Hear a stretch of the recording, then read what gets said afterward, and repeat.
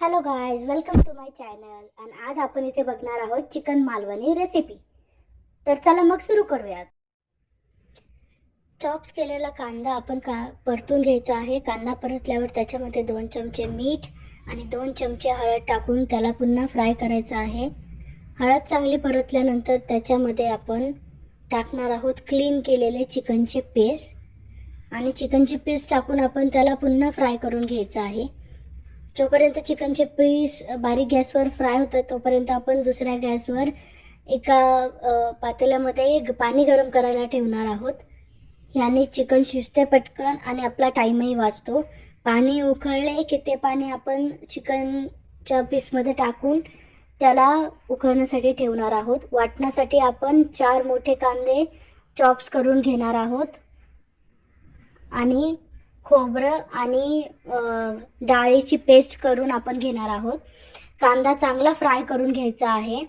कांदा फ्राय झाला की त्याच्यानंतर आपण खोबरं फ्राय करून घेणार आहोत. खोबरं छान असं लालसर भाजून घ्यायचं आहे.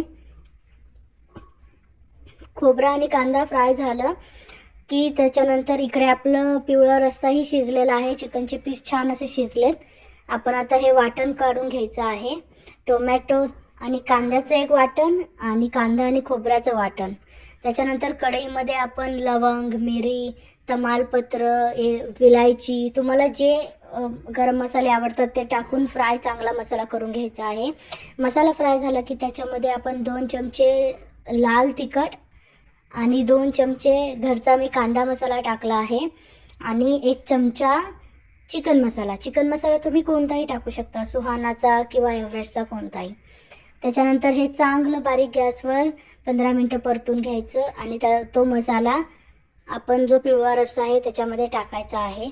पिवळ्या रस्स्यात शिजलेले फ्राय आपण उरलेल्या थोड्याशा मसाल्यामध्ये फ्राय करून घ्यायचे आणि फ्राय करून झाल्यानंतर वरनं चिकन मसाला टाकून कोथिंबीर टाकून झाकून ठेवायचे आहेत. खूप सुंदर असा त्याचा सुगंध येतो आणि इकडे आपला रस्साही तयार झाला.